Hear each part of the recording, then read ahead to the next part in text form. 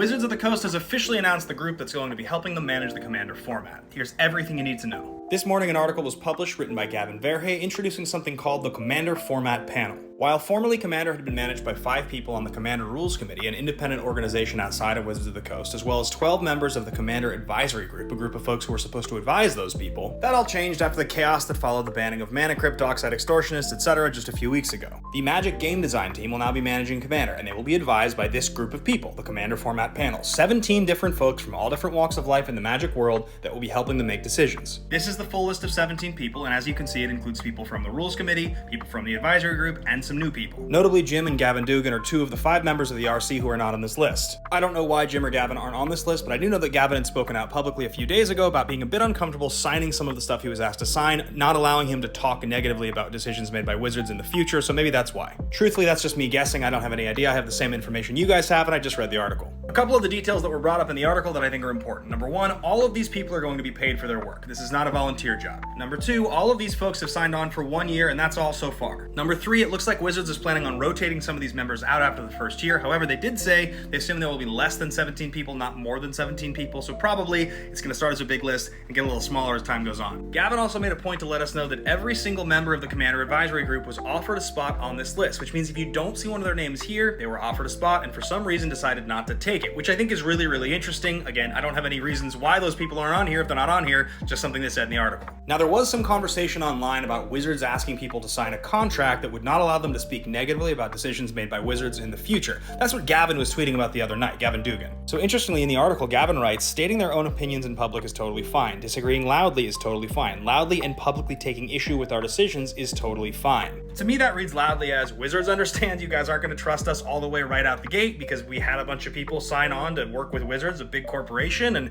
give us time and we're going to do right by you. I believe that. I mean, I think the people involved in this want the best for the game, and so I think the people that signed on and are going to work with Wizards on this are the right people. I'm pretty happy with this list overall. Finally, Wizards talked about the bracket system, essentially the power level evaluation that's supposed to, work alongside or maybe possibly eventually replace Rule 0. Well, they talk about it here, and while they originally wanted to have something like this rolled out for Vegas, it's not going to be ready in time, so they're hoping to have it rolled out by another major event in the near future. However, Gavin writes, I will say to clarify one thing about what you can expect from the brackets, they're a totally optional thing to help you curate your games, much like the question, quote, what power level is your deck, end quote. But clearer, that's a nice thing to have, but for tons of people, I don't expect Commander to change. To me, this is a big step in the right direction, and it looks like this group is going to be very hands-on in helping Wizards evaluate announcements and make decisions. In fact, they proofread this article according to Gavin already, so there you go. What do you guys think about this? Are you excited? Do you believe in the future of Commander as a positive thing? Let me know what you think, and I'll see you guys in the next one.